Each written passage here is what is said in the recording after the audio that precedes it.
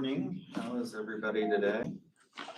So we're going to talk about social styles today and vowels and the intersection of social styles and vowels and how those can be used in professional selling. And then we're going to talk maybe a little bit about the critical thinking challenge. If we don't get to that, we'll do that on Tuesday. So sort of where we're going for the rest of the course. We have this class, we have Tuesday, and then next Thursday, because I have given you a week on all of the other exams, I'm going to give you a week. So I'm going to give you Thursday class time to do the final exam if you want to do it during class time, so we won't have class. And then it'll be due Thursday of the finals week. So you'll have that complete week to do that because that's what I've given you in all of the others. So I wanted to make sure that we had that. So if you do it early, I hope to have it up early, but I will probably have it done by Thursday. Then you get sort of a little extra vacation in terms of not having to worry about this class during the week of finals, which is nice considering that the university has chopped. We've historically had 4 weeks of break between semesters, and we only have 3 this year, which is just highly offensive to me that we don't get the full 4 weeks off, because I really need that time to sort of, veg and chill. Actually, I do research during that time, so I don't really veg and chill. But so we're going to talk about social styles, and then we're going to talk about the intersection of social styles and vowels.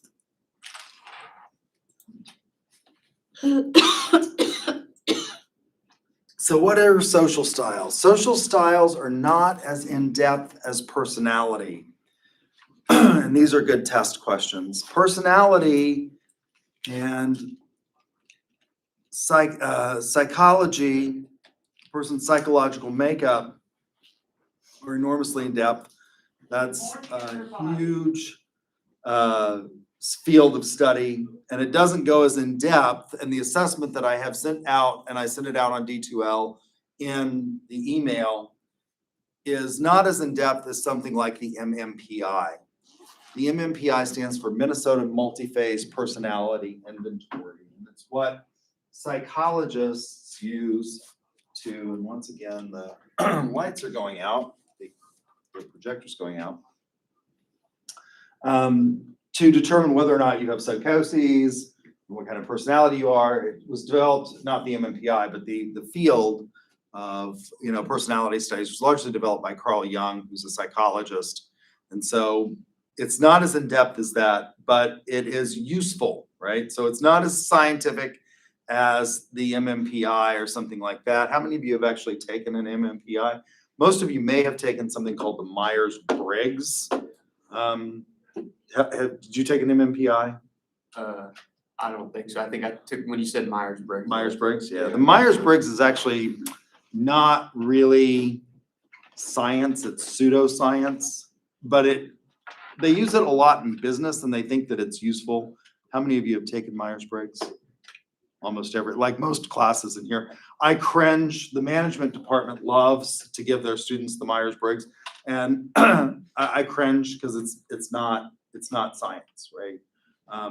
Really, but they find it useful, and so this is not even as in-depth as Myers-Briggs. Now, what I will tell you is that even though this is not as scientific, as in-depth, so if you took the MMPI, if you've ever taken an MMPI, it consists of, I don't know, like, I think the short version consists of like 250 questions.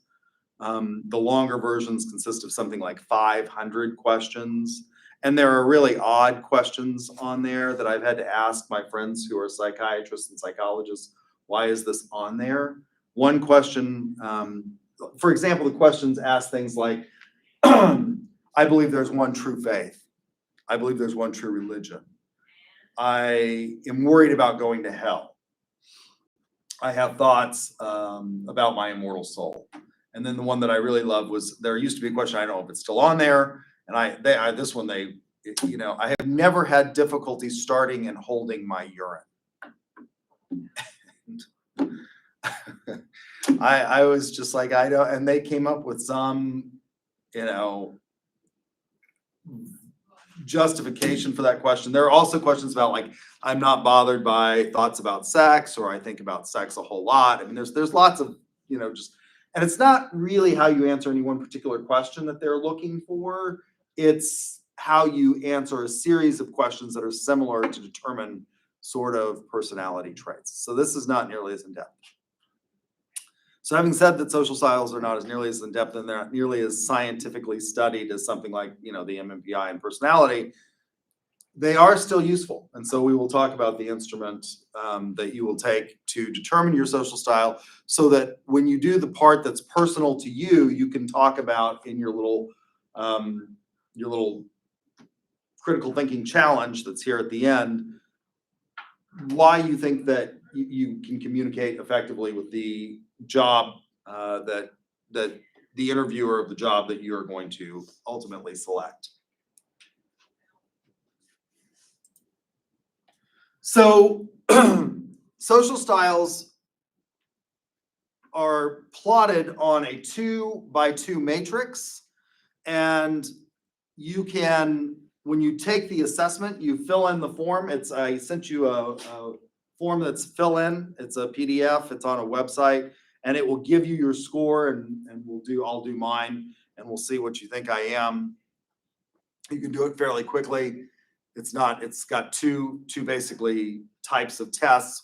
One tests for responsiveness, and the other tests for assertiveness. So the responsiveness is located on the vertical axis, the degree to which you're responsive or non-responsive, and the degree to which you are assertive or non-assertive is on the horizontal axis.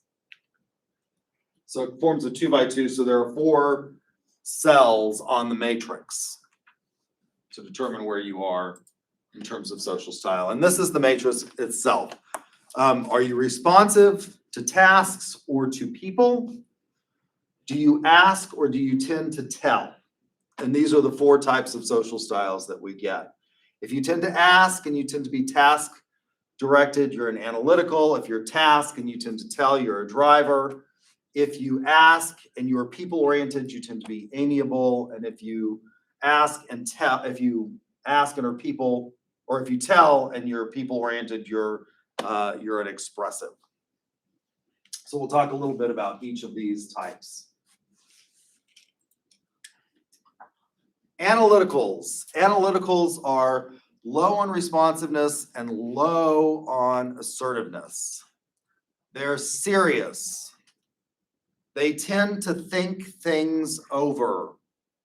Now, everybody generally has one dominant social style, and then you have a tendency to have a backup style.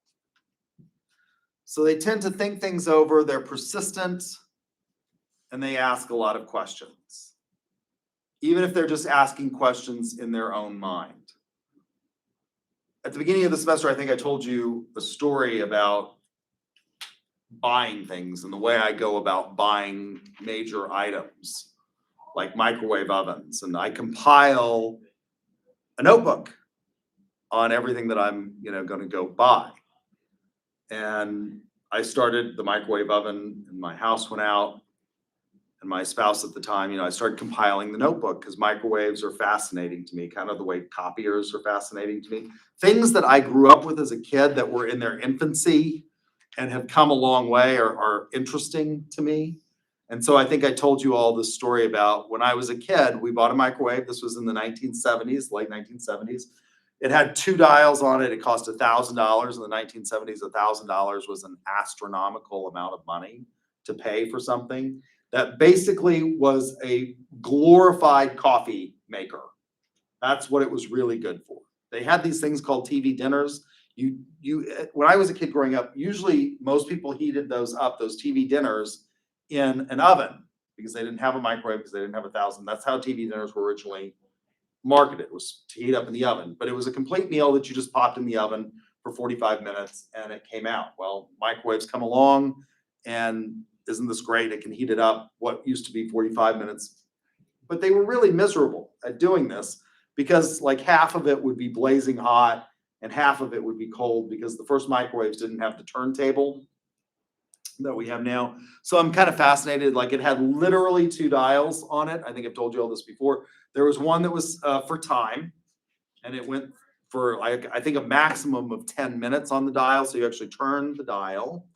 And then there was one that was for power setting. And there was a defrost, which was low, a medium, and a high power setting. And the way microwaves work is high, the microwaves are constantly being shot through whatever you put in the microwave oven.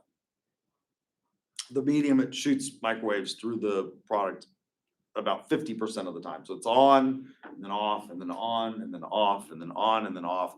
And defrost was like 25% of the time. Right? So that's not the way microwaves operate today. Microwaves have all these features. How many of you have a microwave with a popcorn feature on it? Like you just take, I don't like this feature because I hate popcorn, but you just take the bag of popcorn, you put it in the microwave, and you hit popcorn, and it sort of knows there are maybe 3 or 4 major brands of popcorn. There's Orville Redenbacher, and I don't know what the others are anymore. But anyway, you put these in and it will, you hit the button and it'll automatically do it. So I start compiling the list, right? And I come home one day and there's this microwave sitting in the kitchen. And I'm like, what's this? And Robin says, that's the microwave I went out and bought. And I'm like, did you consult the notebook? No, I just bought it. Why did you buy this one? It matched our appliances. No, like that's like the notebook, right? Like that's what you're supposed to consult is the notebook. So analyticals tend to do this. They tend to compile notebooks. They ask a lot of questions, even if they're just asking those questions in their own mind. Amiables, high responsive, low assertive, they're loyal, they're personable, they're patient, and they're uncomfortable with risks. They don't like to take a lot of risks. My department chair insists that she's an amiable when she takes the social styles test. I think she's somewhat of an amiable, but she is somewhat of a risk taker. So it's, it's not perfect, but they're generally uncomfortable with risk. Then you have drivers. Drivers are low in responsiveness and high in assertiveness. They tend to be very task-oriented. They prefer clearly defined goals. They're committed once they make a decision. They stick to that decision. And they tend to be risk takers. When we watched the Amy J. Cuddy video, she talked about people who had high testosterone and low cortisol. Drivers, I would imagine, oftentimes have high testosterone and low cortisol. And they're very sure in their position. If you'll recall from that video, she said that people who have these characteristics naturally, high testosterone and low cortisol, who tend to be extroverted type leaders, even feel like they're going to win at games of chance. Things like going to the casino. They believe that they're going to win, even at things that are purely like chance. And they're committed to that.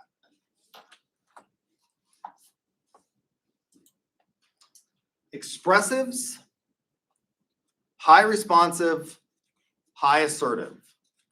Expressives are people-oriented. They like to be the center of attention.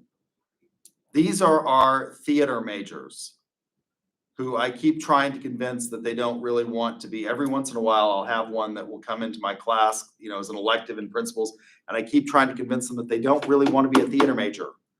You can use all of these skills that you have, this expressiveness, this assertiveness, in sales, and you're going to make a lot more money. Because theater doesn't pay it. Do we have any full-time? The only full-time live theater for years and years and years in the state of Oklahoma was in the city of Guthrie, Oklahoma. It was the Pollard. It was the only theater. It was not an equity theater, but they paid equity wages. And they've basically become a community theater because nobody goes to the theater anymore, right? I mean, and there are these traveling shows that come through, and those are, highly paid. But for the most part, there's not a lot of those jobs in Oklahoma. particularly not now. So people oriented, center of attention, they're very emotional, very talkative, and can be excessively dramatic. I went to Europe with one of my high school English teachers. She did these study tours, and the tour guide, and her name was Marg Stout, and she was very like expressive and emotional, almost bipolar. One minute she's, laughing and giggling, and the next minute she's just practically despondent. And the tour guide said, and she went by Marg, her name was Margaret, but she liked Marg, not Margot. And the tour guide kept insisting her name was Margot, which would make her enormously upset. Get my name right. This is my name. It's an important thing, and names are important to people. And she was like, your teacher, Margot. My mother was on the stages of Europe for 50 years and was not as theatrical as Margot. And but that's what she was. She was the center of attention, liked to be very dramatic, very talkative, and very emotional. All right, so before we go into vowels and strategic business insight, let's go back. And I'm going to do the same thing with these that we did to kind of give you an idea of how to use them on restaurant choice. So let's start with analyticals. What kind of restaurant and why do you think an analytical would want to go to? What kind of restaurant would an analytical like? I'm going to do restaurant choice.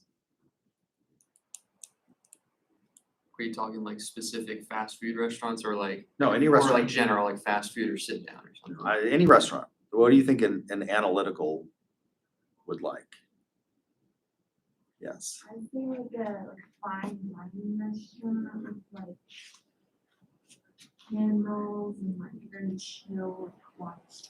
Okay, you think that they would like a fine dining restaurant that's very chill, candlelight, that's quiet. Why do you think that? I think I probably agree with you. Why do you think that? I think just because of like serious, those are like serious, more I guess like high class people. Very like with the low responsiveness to very, I guess, good environment. Okay, so do you have a specific restaurant in mind that you can think of that in the Oklahoma City area? Not what? Not really. You're a college student. Yeah. Like, you don't go to a lot of restaurants where they have candlelight and waiters and bow ties and things like that. Well, I'll give you one. It's called the Metro. It's on Western. It's an old established restaurant in Oklahoma City, so I'll help you out here. They don't have an excessive amount of stuff on the menu, but it is very good quality. It's, they usually have a special, and it's really, really good food. It is slow paced.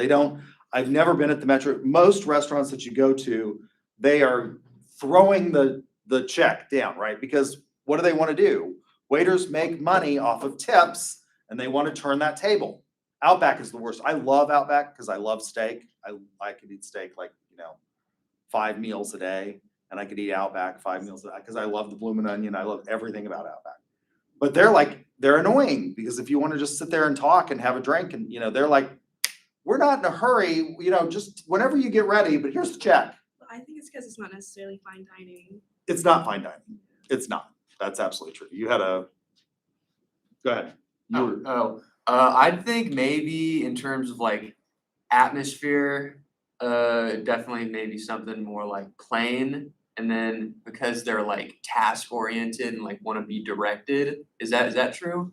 Analyticals? Or Yeah. like sort of? Yeah, they're not as people. Okay, then maybe like, this is somewhat specific, but maybe like a choose your own seat. Like if they're like, you don't have to find your own seat, they're just like, oh, we'll guide you to your seat, something like that. That's kind of specific, but I don't know. Okay. So maybe something kind of drab. It's like the menu's right in front of you. I don't know, just they take you to your seat. It's like there's no like, crazy seating options. It's just like pretty plain and boring. And a restaurant that I think that does that is Louis. I think Louis is one of the most boring restaurants ever. Really? Yeah, I think it's very plain. You think Louis? Maybe not boring, but maybe one of the most stereotypical like sit down restaurants ever. Like that's the restaurant I think of when I think of like those types of restaurants. Is Trying to Louis. think, like, Louis started out, I think, out at the lake, didn't they? Wasn't that the first one, was out at Lake Hefner, I think. Yeah. They have one here in Edmond, over on 15th Street, and I mean, like, boring, I mean, Yeah, sorry, that was the wrong word. It wasn't Um, boring, but very plain. I think boring is like Swadley's.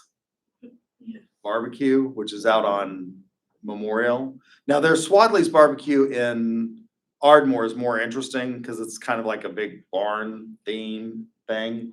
But Swadley's on Memorial Road is in what used to be a Grandy's, and Grandy's were like the most god awful restaurants. There was one that was still in existence on Lincoln Boulevard until very recently, and it finally closed. I mean, they were just horrible. They just had horrible food. Okay, but let's go with Louis. You think that it's there's not a lot of selection. There's not a lot of different options. You think that that appeals to an analytical. Why? Because they don't have to. They won't become what? I'm going to agree with you for some parts of this. Why? I don't know. It's kind of hard to like put your finger on it specifically. Like I said, the one specific thing they said, which is kind of dumb, was they'll guide you to your seat. That's kind of dumb, but like I said, they're directed there because they need a task to do, Right. Because they don't have to like pick it or do it themselves. And then, like I said, pretty plain atmosphere. I don't know, because it's not just like work or task oriented. Well, like I'm assuming it's like personality based as well. So perhaps maybe they'd, feel more comfortable in just like a pretty plain atmosphere. They wouldn't feel comfortable to go into some place like, God, I don't even know, like the place that's more like crazy, like the Mule or something in Edmond. If you've ever been there, it's like a grilled cheese place. It's like the seating is all over the place. Like people, like the employees are dressed like people, and like it's really colorful and stuff. Or not colorful, but So what's the name of it? the Mule. The Mule. Mhm. Okay, so you're going to say that an analytical wouldn't like the Mule.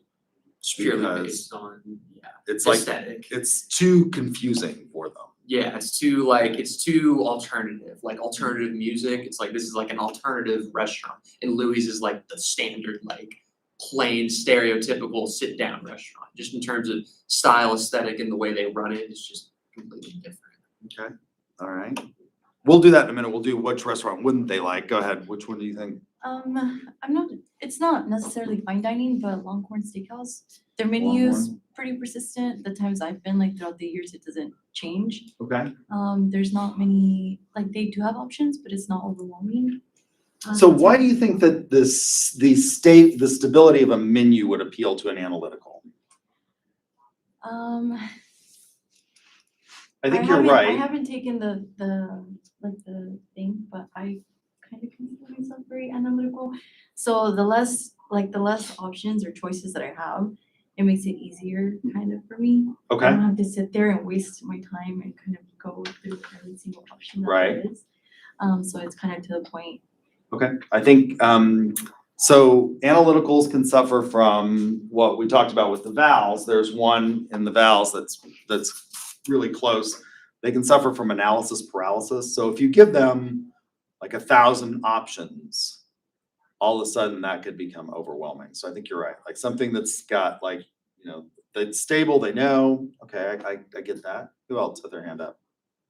I think a restaurant, from my perspective, that would be for analyticals would be, there's a place called Paseo Grill, Uh-huh. and it gives like very bougie, like dark, just, you have your own space. I've There's never lots seen of this curtains before, that a are lot of sheer. curtains, they have reading glasses on the table. Why is this not? I just think that would be for analytical. Okay. Yeah, they do. That's one of the things that Paseo Grill does is, you can tell the age of their clientele because they have readers on the table for you, right? I mean, they literally, it's basically saying, we think you're old. And analyticals, that would tend to be traditionalists, a lot of them would tend to be maybe analyticals because, why is this not following me. This is highly annoying. All right, let me see if I can get its attention to come back.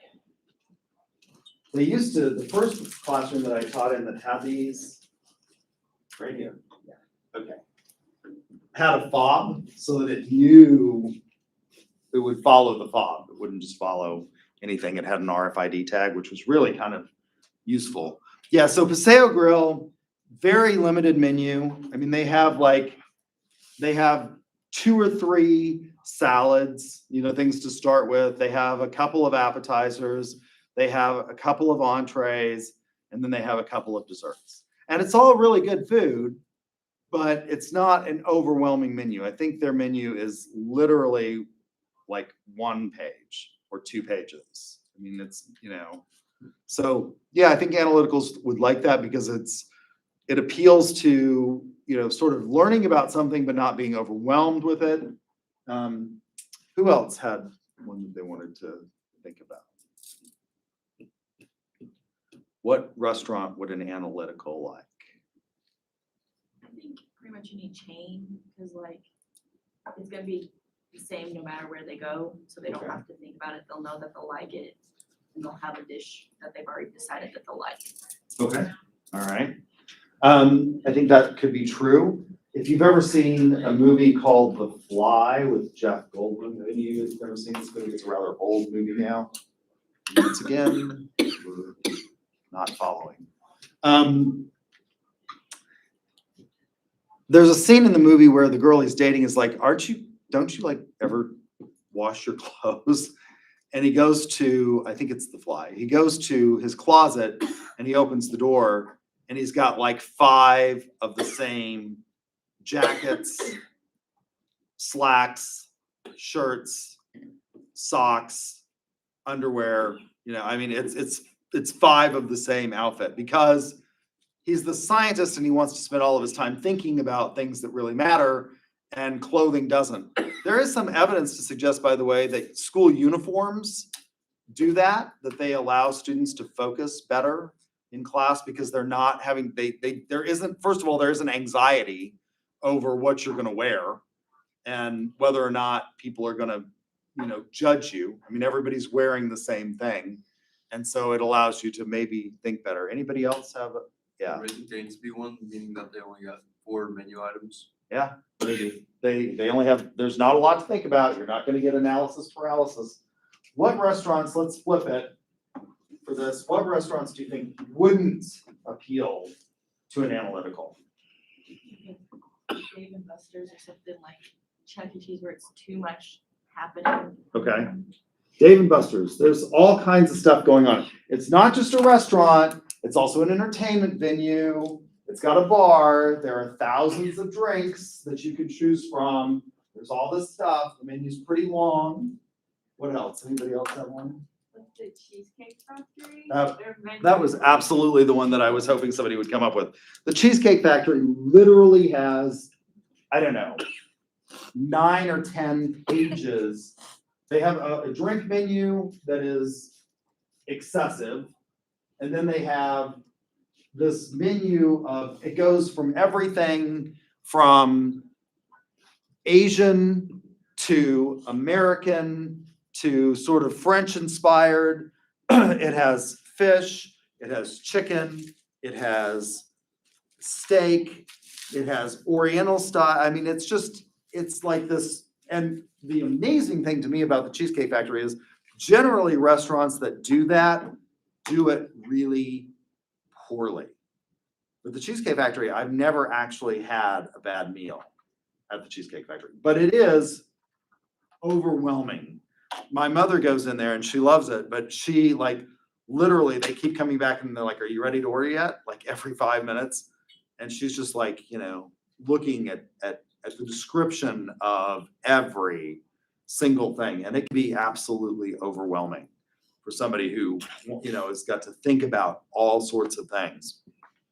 Yeah. I feel like a Subway or Chipotle where they have to build their own thing and there's so many options to choose from. Right.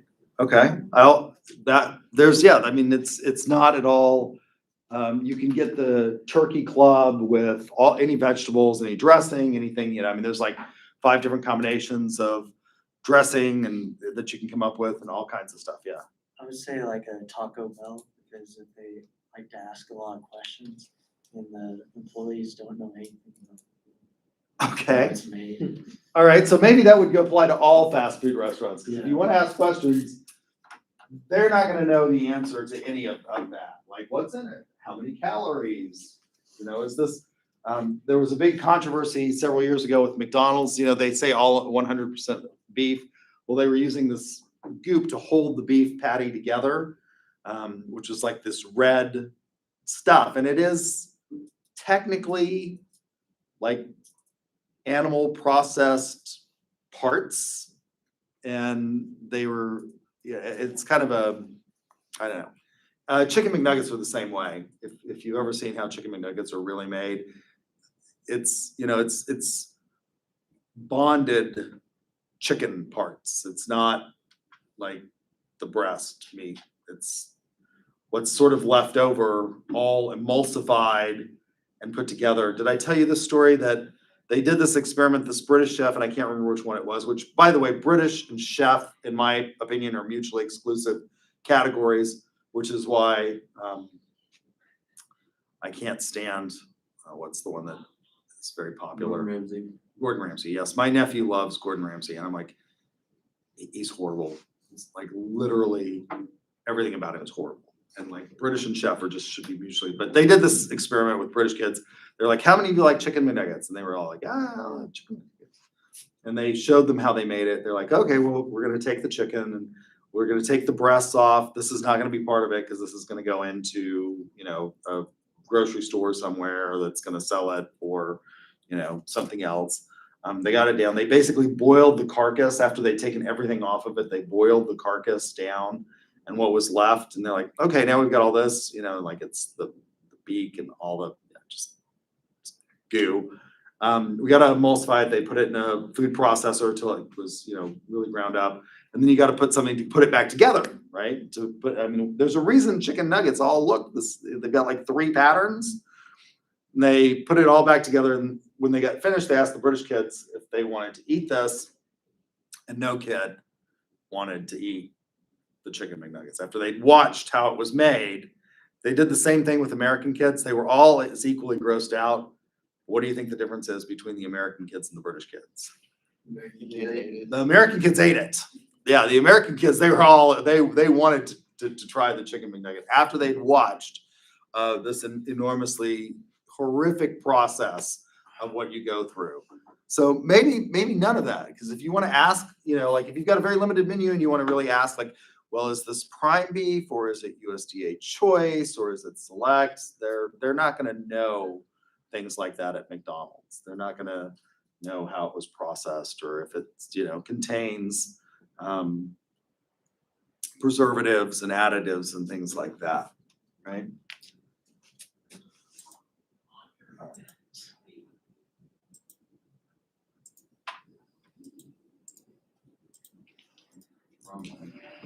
Amiable, high responsive, low assertive, loyal, personable, patient, uncomfortable with risk. What restaurants would amiables like? Yes. I don't know if this would like count as a restaurant, but like, By the way, today, since we're at the end of the semester and some of you need to make up points, I'm gonna let you get more than 2 ducks today and Tuesday. like a food truck, like an outdoor food truck with lots of, like seating and uncomfortable. Uncomfortable with risk. Could this also be like the same as analytical, maybe like a limited menu choice? Like they don't want to get something that they're not comfortable with. Like if the food truck doesn't have a lot of food options, it's just like we have 3 types of tacos and that's it. Just get that. All right. Uncomfortable with risk, yeah. Like a small town restaurant that they grew up with. I think that's right, yeah. I think small town, cattlemen's, yeah. Cafes that they grew up with, that they know everybody. They're familiar with the waitress there, they like it, they can be personable, and they, the waitress may, or the server may know their name. I guess I should use more modern terms, right? And they're gonna be comfortable there. And it's not gonna be a risky decision because they've eaten there forever and they know what it is and what it's like and what they've got and who's gonna be there.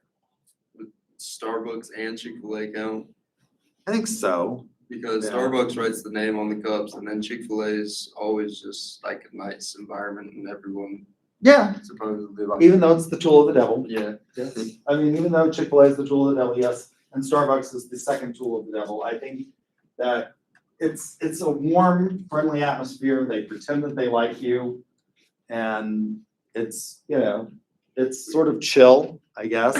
That was the whole thing that Starbucks, one of their big things to start out with was that they were the first restaurant or the first food service chain to offer Wi-Fi. Most restaurants want people to get the hell out because, you want to turn that table. And Starbucks was like, come in, sit down, take it, use the Wi-Fi. And that's pretty friendly. That's amiable. What else would amiables like?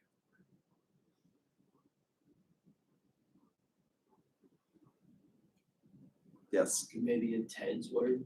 Ted's Escondido, maybe. It's friendly. It's a local chain. I like that you chose a local chain because, and if you're from Oklahoma City, when I moved here from Santa Fe, New Mexico. I think all Mexican food in the state is just absolutely god awful. And I think Ted's is a prime example of god awful, but lots of people here love it and they are friendly and it's established and you know what you're going to get, right? I mean, there's not a whole lot of change or variation in the menu. So I think that's good. What kind of restaurant would an amiable not like or be uncomfortable? McDonald's. McDonald's? Or Popeyes. I feel like they're always like not a good atmosphere anymore. They may have back in the past, but I feel like they're kind of went downhill from here. I guess I could agree with that in terms of if you're talking about the service quality. Yeah. I think if you are talking about not risk, McDonald's is the ultimate in no risk. Yeah. Right? I mean, it is the ultimate in a non-risky food. You know exactly what you're going to get with McDonald's, whether you're in San Francisco, California, or New York City, or Oklahoma City, right in smack dab in the middle. But I can see that in terms of it's not terribly friendly. One of the things, because of the shortage, and this is something I've noticed myself, historically, because I'm a college professor and I have, a flexible schedule in terms of I work really hard, but I don't have to be anywhere necessarily. Like 2 days a week, all my classes are online except this one. And 2 days a week, I have to be here at 9:30 to 10:45 to stand up here and be alert and chirpy with you all. The rest of the time, how I do my work is largely up to me. And so one of the things that I do, I really love, and by the way, McDonald's beats out what? In every taste test of coffee that they do that's objective, McDonald's beats out who? Starbucks, yes. Always beats out Starbucks. Who else also beats out Starbucks on every objective test they do? Dunkin' Donuts. So I love McDonald's coffee because I like black coffee and I love Dunkin' Donuts coffee. Historically, you go to McDonald's, I'll go to McDonald's early in the morning because I get up at like 5 every morning. And historically, like there's at 6 a.m., there's this line of cars. I never went through the drive-thru. I would always get out of my car, go inside and order from the counter because you could get through and get your coffee a lot faster if you went inside. Now, because of COVID and the lack of employees, the number of people, they literally are discouraging. Some of them have just closed their lobby or their in-house dining and are forcing you into the drive-through. But literally a lot of the McDonald's, because they have so short staffed and they put them all in the drive-through, They are attempting to change the pattern of behavior, because a lot of people, particularly along with myself, a lot of retired people had figured this out. Because basically, you know, like kind of like being retired, that you could go inside and you'd get waited on a lot faster than if you sat in the drive-through line. And now they'll just ignore you in McDonald's. I mean, like you go into the Guthrie McDonald's and they'll just, it could be 10 or 15 minutes and you'll see the line like completely dissipate, which is highly annoying to me because I drive a Dodge Ram 3500, which doesn't, with the dual wheels, doesn't fit through the drive-through easily. But yeah, I could see that. Yeah, I mean, they're not as amiable as they used to be, but it's the ultimate in, you know what you're gonna get. If you're at all concerned with risk, you know what you're gonna get. So there's a local, it's called Cafe Cacao. It's like on Uh-huh. the north. Yep, I know, it's in there. So the wait's always long, pretty much like any day of the week you go. I think I went like on a Thursday 2 weeks ago or so. The wait was like over an hour. Their menu's pretty long. Their food's really good, but their menu's pretty long. So you have a lot of options. So It's you also- do run some risks. It's also risky because it's not what? It's not American food. I mean, like a lot of the stuff on the menu, a lot of people, particularly traditionalists, a lot of whom tend to be amiables, might not know what it is that's on the menu. It could be completely foreign to them. So I think that's right. Anybody else? Yeah. I would say a sushi place because not many people have ate sushi and we're pretty ignorant.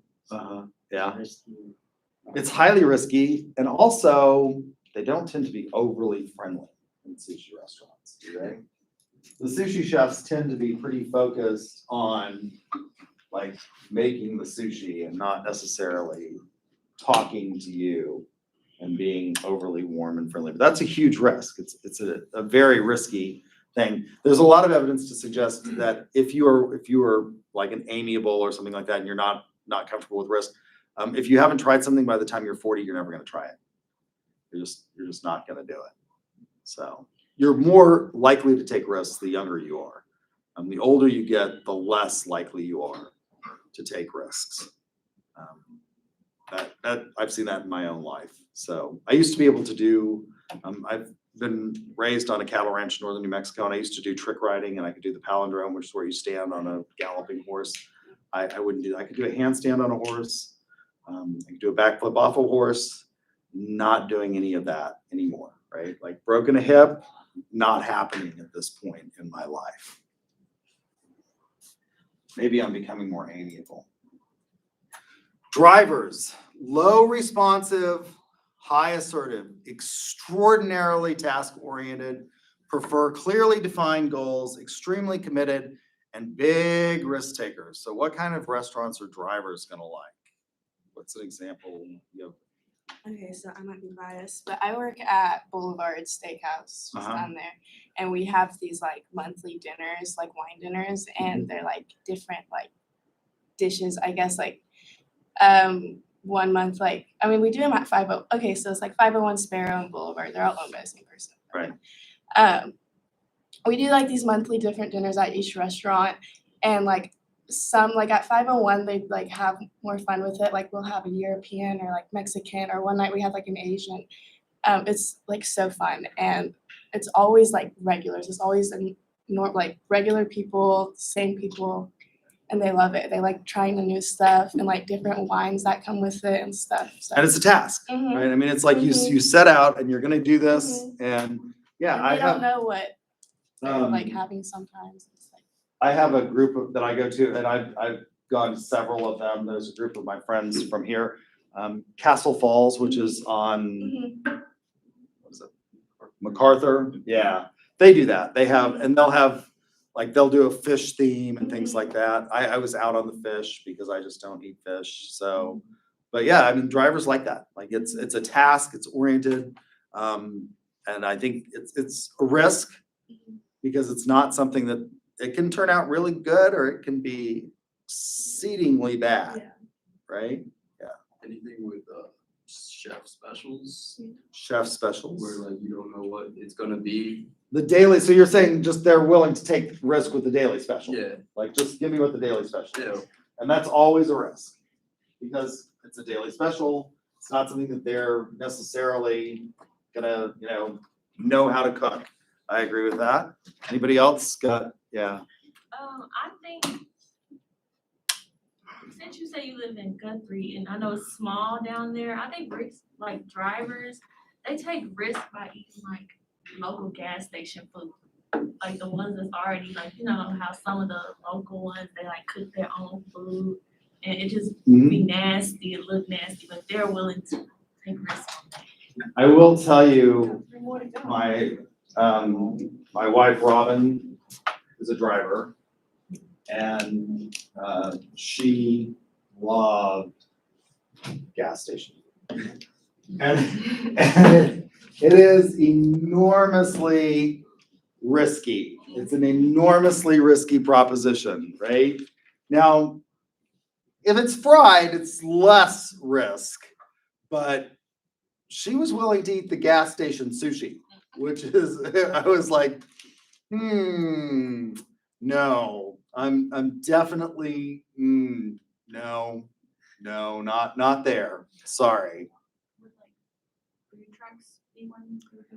Cause like, if there's a clear fast food eating, but Right. it's risky because you don't know. Again, that, yeah, I mean, like, the big food truck thing in Oklahoma City started at, it was called H&8. So that was one of the things that started the food truck craze in Oklahoma City. Once a month on Hudson and 8th Street, they had this, and it's become it started out as just like, we're gonna do this once and see if it works and invite all these food trucks to come here, Hudson and 8th. And now everybody does it, right? There are lots of pubs that are doing it. The Patriarch here doesn't serve food, but they have different food trucks that come every single day to their little beer garden, and you can try different things. So I think, yeah, that's definitely, it's a high risk.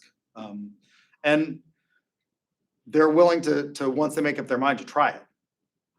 Your restaurant like the one at the top of the Devon Tower? Yeah, I think that's another one that's it's called Vast, and it's definitely high end. And it's definitely not food that you're gonna get at every other place. This is kind of specific and it's also a food truck, like she said, but a place in Oklahoma City is called Filipino Fusion. And honestly, I don't even know if they're out there year round, but that seems like a place maybe a driver would go because like it's a clearly defined goal. I feel like a lot of people would say, I want to try Filipino food. I'm gonna go to this place. And it's a risk because a lot of Americans, especially in Oklahoma, probably haven't tried Filipino food before. And you gotta be committed. You're gonna go and try it, and it's a risk. You And know what you're anything gonna with the get. word fusion in it is a risk, Yeah, isn't it? it was just pretty good. There's lots of stuff that maybe shouldn't be fused. I'm like convinced that there are like various genres that just, French, Asian bistro, like, no, like just this, we shouldn't try this. I don't know what the restaurant's called, but I've seen something where you eat in complete darkness. Like it just pitch I black have in never there. seen that, but okay. And like the waiters have like Infrared goggles. Yeah, so they can see where they're going, but the people eating can't. You have see. no idea what's on your plate. Yeah. Well, I guess you know what you order, but you can't see where. That would be very risky. Yeah, I could see a driver liking I that. think that was in a movie. I don't know which movie it was, but I think they went and ate at that restaurant or something. We used to do that here at UCO. So one of my first jobs when I was equity officer here was to accommodate students with adaptive needs. And then we hired an adaptive needs coordinator. So I used to do all of the accommodations for students. And then we hired an adaptive needs coordinator who worked for me. And one of the things that she did was she did a dining in the dark experience here at UCO where you ate in total darkness so that you could understand what it was to be, vision impaired and have that experience. And so it was really a big event, but that would be definitely unique. I'm not sure. I did it. I'm not sure I would want to do it again after you've done it once. I'm not sure I wouldn't want to do it multiple times, that's for sure. Okay, what food would drivers definitely not be attracted to. I think the obvious one is McDonald's, right? Like, although maybe you could find a driver, it's like, it's fast, it's quick, let's go, we gotta get going, got something to do. Maybe you could make an argument the drivers like McDonald's, because it's like, if I've got a task and I'm on point and I've got kids that are hungry in the back seat, McDonald's is quick, fast, easy, and I can get them to their soccer game or whatever. Anybody think of another one? KFC. What? KFC. KFC, why do you say KFC? Just like McDonald's, it's like quick, but it's not. No risk, right? I mean, it's just, it's not inspired food, and there's no, you know, unless you're on a task. And it's actually not as, it's not as fast as like McDonald's would be, because if they're out of chicken, you have to wait for them to fry it. All right. Expressives. May have to get some more. I have to start with the expressives. Highly responsive, highly assertive, people-oriented, center of attention, emotional, talkative, dramatic. What restaurants would they like? I'm going to tell you about one while you're sitting here thinking about it that you all never experienced. It was really a lot of fun. There was a restaurant down on Meridian as you went to the airport in Oklahoma City called Molly Murphy's House of Fine Repute. And it was this building that was, the facade of it looked like kind of a San Francisco painted lady. If you know what the San Francisco painted ladies are, it's this part of San Francisco where they have all of these sort of Victorian that they paint in wild colors. And you went in and all of the waiters were dressed as characters like Superman or Batman or, you know, I mean, John Wayne. They had a theme. And they were very theatrical. They were all theater majors, I think. And like, if you went to the if you asked where the bathroom was, they would make an absolute idiot of you, like leading you by the hand, telling, you know, everybody, this guy needs to go to the bathroom. Anybody else need the potty train? Let's go. Woo woo. It's potty train time. And it was just obnoxious. But it was definitely like all of my friends who were in, you know, in high school that were in drama and stuff like that, that's where they wanted to go for prom, was to Molly Murphy's House of Fine Repute. That's where they wanted to go, because it was like, you know, like this whole drama experience where, and if you wanted to be the center of attention, just ask to go to the bathroom, right? I mean, that would put you at the center of attention. Yeah. I feel like maybe like the Jones Assembly, because I feel like, I don't know if they still do it, but I know in the past they had like live music and there's like just a bunch of open area where people can just walk around and talk, and it's very aesthetic. Okay, I get that, yeah. And they also, that's part of a boutique hotel. And so there's lots of, if you go into the hotel in that area, there's lots of, it's a art sort of thing. They've got an art gallery feel to it that's really neat and unusual. Or like the Collective. The Collective is another one. Yeah, I think that. There's a big version of that in Plano called Legacy Hall. If you've ever been there, it's huge. It's got probably like 23 little, you know, those different types of food choices that you can get. Yeah, you were. There was like a dinner and a show, but like there was one on the strip, and like I went there as a kid, but I would like interact with the actors. So would that be like a dinner and a show kind of? Yeah, there used to be a play that they did. We did it here at UCO called Tony and Tina's Wedding, which was somewhat like that. And you had dinner, and it was this Italian. It was supposed to be like the stereotypical Italian mobster-like wedding. And they're talking about, you know, the bride. It's a shotgun wedding because the bride is already pregnant, and it was funny, and it was interactive, and I think they would like that. These bar, it's like one of those where they have like live music and events, and it has like a loft for the these parties. Right. It's just loud atmosphere. Is DCD's still open? Are they really? I thought they closed for a while because of tax issues. They'd gotten, the Oklahoma Tax Commission had shut them down. But Recently, I don't know, haven't been in a while. maybe they're open. But yeah, it's sort of one of those places that's off the wall. It's not typical, it's not normal, it's an old building. in kind of an old part of town, which is now up and coming. It's Western Avenue. Medieval times in Dallas. The medieval times, yeah, absolutely. I love medieval times. I take students, there's one in Orlando, and when we go to ICSC, I always take students there for that. It's extraordinarily theatrical, and they interact with you, and they call you my lord and my lady, and they, you know, tell you that your hands are gonna be your utensils for the evening, so. And if you ask for utensils, they make fun of you, kind of like Molly Murphy's did. I think you went up next. There's a restaurant in Las Vegas. It's called Heart Attack Grill. It's like a big sandwich. If you don't finish, you get spanked. You get what? Spanked. If you don't finish it, it's like a big sandwich. Uh-huh. And if you don't finish it, you get spanked. Spanked. Yeah. Okay, like, that's different. And you have to dress up in a hospital gown. Yeah, they have. Really? There's a place in Amarillo called the Big Texan, and they will put you on, if you want to eat the 72-ounce steak, but there are rules. It's not just the steak and the thing that I was going to do it, but you have to eat the shrimp cocktail and they wouldn't substitute it. But you have an hour to do it. If you do it, your meal's free. If not, it's like $180 or something like that. A place that I went to when I was younger that I think fits the bill is Goofy's Cafe in Disneyland, because it's super, I mean, it's very, obviously, it's like for like kids, and it's very, you know, all the Disney characters are walking around. It's like Goofy will walk around. He's dressed, it's his cafe, so he's dressed as the chef.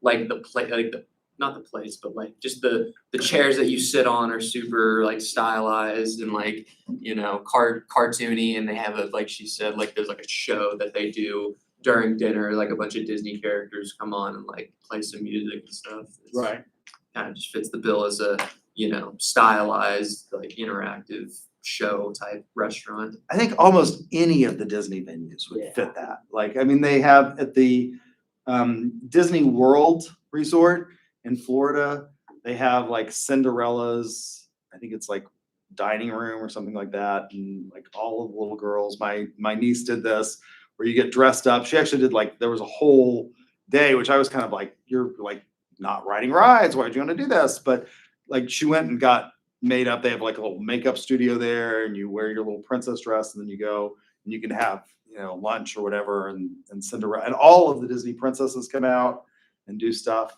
I think that's, yeah.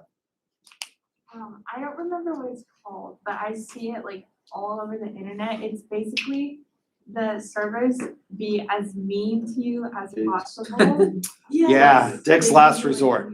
Yes, they put a hat on you and they humiliate you. Dick's Last Resort started, I think, in San Antonio on the Riverwalk was the first one, and it became very popular. And now they have them all over the place. But yes, they put, like, they take the table cloth is basically just butcher paper that they roll out, and they'll take a sheet of the butcher paper and put like a dunce hat on you and write, you know, something on there, and you can't see it or you're not supposed to take it off. It's crazy. It's definitely a theatrical experience. Something like the Rainforest Cafe possibly too. Yeah, I think that's also another one where, and that's a Landry's property. And so, yeah, there's a whole theme that goes on, and the lights and the thunder, and it's an experience. It's not just about food. It's about experiencing sort of the whole thing. The other thing that Landry's has another property at Disney World at Disney Springs that's called Ice Age, which is, or T-Rex. No, it's T-Rex. And they have like an Ice Age part of it and a, you know, sort of a volcanic part. It's very, very cool. So let's talk about combining the two tests. Let's talk about combining vowels, which is more scientific, with social styles. Innovators, always taking in information, confident to experiment, high number of financial transactions, and receptive to new ideas. What social style do you think most innovators probably are?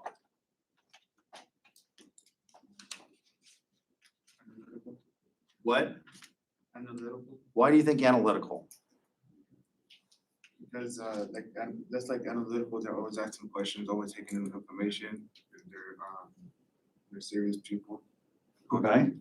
And you think innovators are always taking in information? Okay. questions. And they're asking questions. One of the ways that you become an innovator is by sort of being intellectually curious about things. Okay, I'll buy that. I was gonna say, maybe a driver. Yeah, I think most of them are drivers, actually. The vast majority of them are drivers because they are high risk takers. They're willing to engage in things. They're confident, they experiment, they have high numbers of financial transactions, and they're very receptive to new ideas, and they're very sure. I had friends who they're definitely innovators. When the iPhone came out, they were the first ones to get it of everyone I knew. And I was like, that price will drop, in 3 months. And they're like, oh, it's so worth it to have the first, iPhone. They have the first iWatches or Apple Watch and things like that. Anybody else have another one that they think an innovator would be?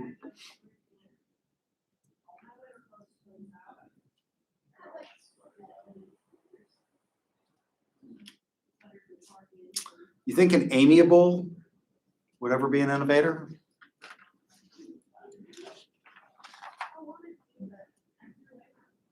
Amiables are what? Not risk takers, so maybe not. Maybe the least likely to be an innovator.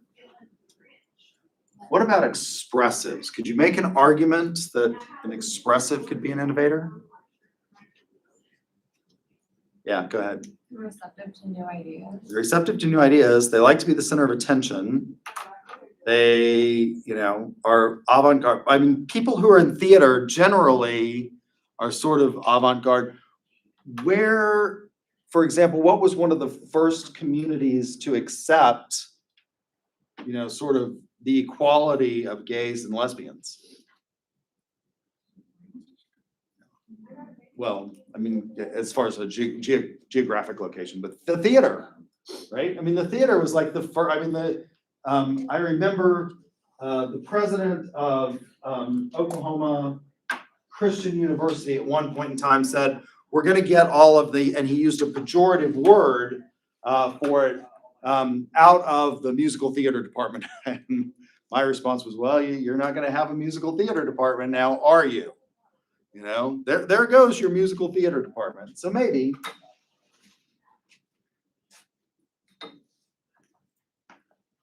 Thinkers, highly normative. What does normative mean? It means they focus on the ought and the should. Normative means that they are rule bound. They like the rules. They have analysis paralysis. They like the historical perspective. They like history. Very traditional intellectual pursuits like reading things like biographies and histories and things like that. Use technology in extraordinarily functional ways. So these are people who have a lot of money, and they may have an iPhone, they may have a Droid. They really like it because it allows them to see their grandkids, but they don't like it or value it like my friends did for the thing in and of themselves.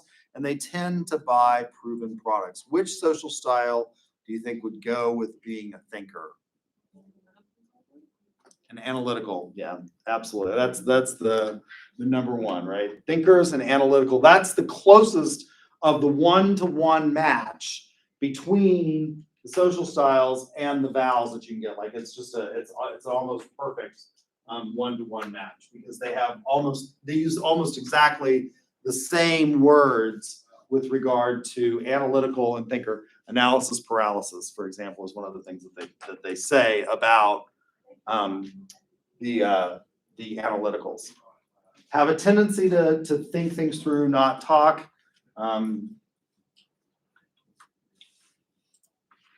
Believers believe in right and wrong, lead to a good life, very spiritual, friendly, and value consistency. So what social style do you think most closely corresponds with believers?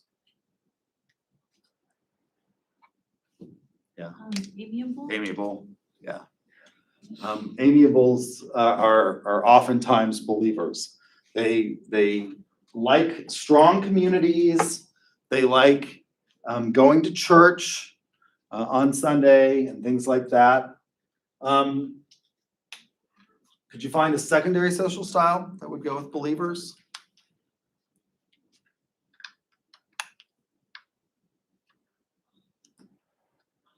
Yes. Maybe analytical, cause the consistency, I don't know. Okay, you might find that as a secondary. What about expressive? Do you think expressives could be believers? Yeah. Why? Didn't they say expensive was- Center of attention, emotional, cognitive. Theatrical? Yeah. Ever been to an evangelical church? Which one is, I've been to like the college. There's like evangelical is a movement, right? There's not necessarily one denomination. There are some denominations that don't lend themselves towards evangelicalism. Historically speaking, Roman Catholicism did not lend itself to evangelicalism because if you've ever been to an evangelical church, it's largely about the music and the showmanship and things like that and being sort of in the spirit. The Catholic Church is sort of the antithesis of that. So my mother is Jewish, my father is Roman Catholic, and I always say that the Jews invented guilt and the Catholics perfected it. So I have absolutely no guilt, right? No, I have like enormous amounts of guilt over a lot of things. But there are now charismatic Catholics, but the Catholic ceremony doesn't lend itself to evangelicalism because it's a very rote, you do this at this point. I went to Roman Catholic school, by the way, I was educated in Catholic school. So you go to mass, and at this point, you know, this is what happens. And at this point, this is when you stand, and this is when you kneel, and this is when you get up and go receive communion. And these are the things you say. And it's not dynamic in the sense of being spontaneous or in the moment.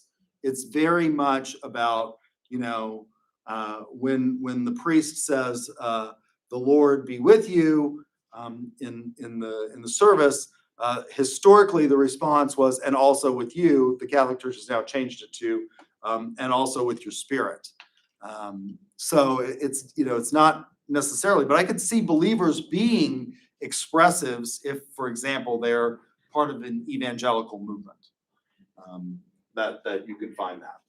But they tend definitely, you know, to be some other types as well.